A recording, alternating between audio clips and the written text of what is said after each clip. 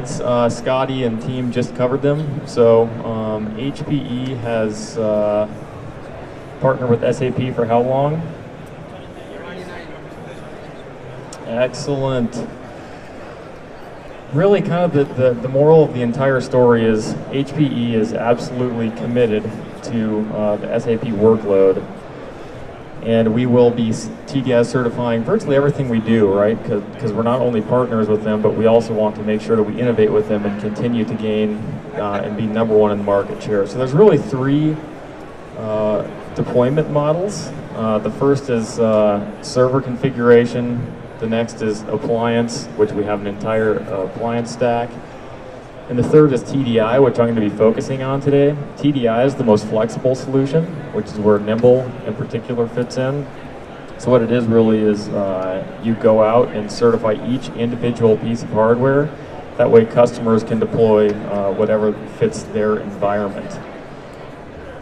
Okay, so who has the number one server portfolio for the HANA deployments? All right, one ticket there, thank you. Yep, so it's really irresponsible for me not to mention this, even though I'm a storage guy, so I definitely want to bring that up. So let's jump into storage. I'm going to try and keep this pretty high level. A bunch of people ask me, is storage needed for HANA since it's in-memory database? The answer is absolutely yes. Thank you for answering that. So really kind of the way that I like to think about it is every time I type a very important Word document, you know, I always continue to hit the save button, right? Just to make sure nothing deletes or you don't lose data if your computer gives you the blue screen at death. That's really what storage is doing. It's meant for persistence. So it saves the database every 5 minutes and stores logs upon commit. So it's absolutely critical for a HANA workload. We at HPE have 4 solutions that are TDI certified. The first one is the MSA. It's super simple, very economical, and a tiny, tiny footprint. It's our lowest end storage for that. The next one up is the HPE Nimble, which I'm not going to cover right now because I'm going to talk about it more. Our flagship product in the HANA space has been HPE 3PAR for many years now. We mostly deploy this in a bunch of mixed workloads environments. So it's good to run HANA as well as Oracle, SQL, whatever it is, right? It has enough horsepower behind it. And the last one is XP7, which is massive scale and has continuous DR. So if you just cannot go down, that is the deployment model you want to do. Okay, so when we talk about Nimble, we have 3 things. What are they? Does anybody want to answer those 3? Excellent, good. So predictive is really when we talk about HPE InfoSight. I'll cover that in a few seconds, so I'm not going to dive deep into that here.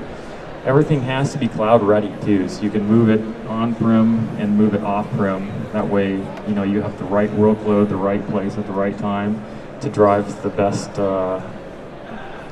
for your business. And last thing is timeless. HPE Nimble is timeless. We guarantee no forklift upgrades, which is a major problem in the storage industry. We also have all-inclusive licensing. So it's an easy entry point for cost. So once you buy it, you don't have to buy licenses from us for anything. And above and beyond that, if we release licenses in the future, that will be included when you download the new Nimble OS. We also do free controller upgrades. Every 3 years, we do a controller upgrade if you buy a support contract with us. And what's critical here is a bunch of our other competitors do little controller upgrades, and it's just a very minuscule performance bump. For us, it is a 25% guaranteed performance increase when you do a controller upgrade. All right, so HPE InfoSight. Does anybody have any idea how many sensors we have that are out in the field sensing data right now? 4? Okay, you'll get a ticket for that, but the answer is 300 trillion sensors. Okay, so we have 300 trillion sensors out that are observing the environment. They actually learn, they predict, and then they actually recommend a fix to customers before you even know what is wrong. Not only do we do that in the storage environment, but it's also data center wide. So does anybody have any idea what percentage of issues we find that are not storage? Percentage not storage issues? 20. 20? Good guess, a little higher. 30, a little higher. Say what? 35. Higher. 75, lower. 50? 50%. So 50% of the issues that we find are not storage related. That's a huge number, right? So we're also recommending fixes on those too before the customer even knows they hit. Another critical piece about Nimble is that we have multi-cloud flash fabric. Essentially what that means is you can move workloads disruptively between any Nimble array, which is critical, right? So you can move between all flash, hybrid flash, and also move to the cloud. So depending on where you need that workload, you can put it non-disruptively there, which is critical, obviously, again, to drive good business outcomes, right? One of the other things, I'm going to not cover these two, but I do want to talk about how Nimble is reliably fast. So we have active standby controllers. A bunch of our competitors in the market have active controllers, and if one of the controllers fails, performance in general, simple math, decreases about 50%, right?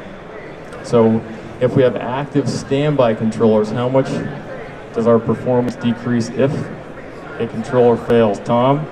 Excellent. 0% about, right? So that's absolutely critical to run your HANA workload with 0% performance degradation. One of the other cool things, and it's not TDI certified, but it is for mixed workloads, is HPE Cloud Volumes is something that we talk about a lot.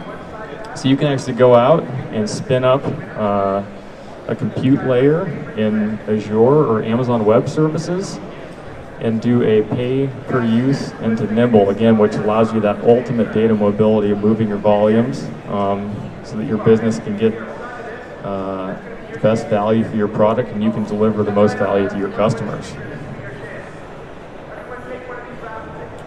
All right, so I come from the HPE side of the house, and so when we talk about Nimble, it really, in my opinion, has transformed the data center experience. So for starters, it's support that you actually like. Because of InfoSight, we don't even hire level 1 or level 2 support engineers. You pick up the phone if you have a problem, and you automatically go to level 3. Okay, so these guys actually know what they're talking about, which is fantastic. You don't waste your time on the phone, which goes to that 79% lower storage operational expenses. Your engineers can actually do work that they get paid to do instead of managing storage.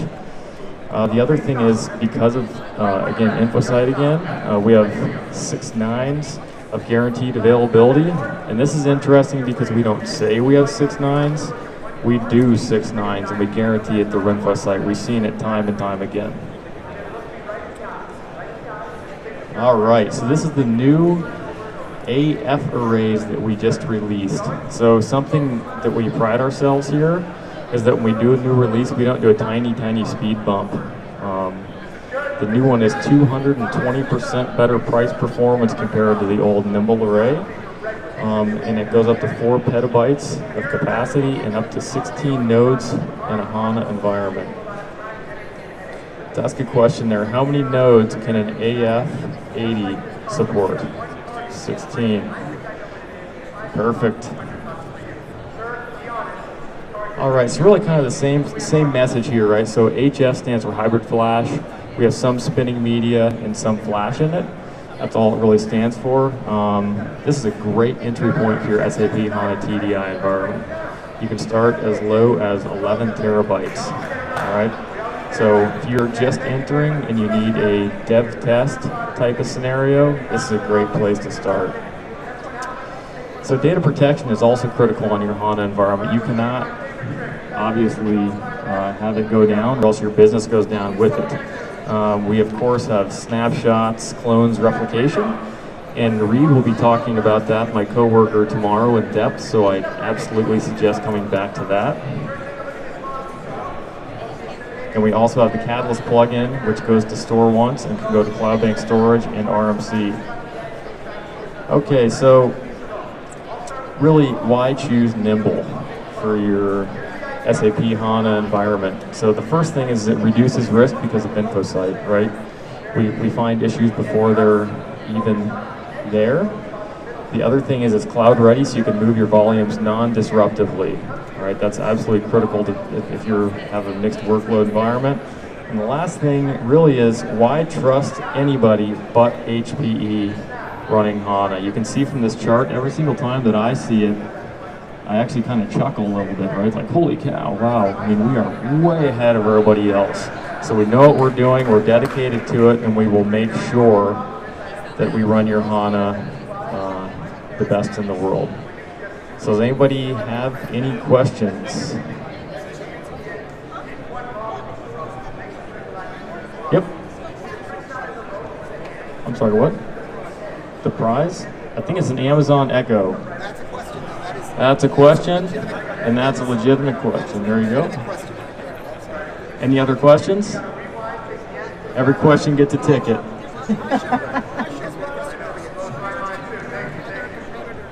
How's it compare to other competitors?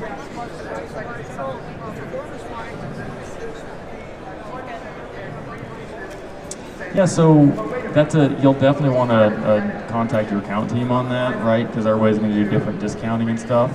Certainly down in the, are you talking Nimble in particular?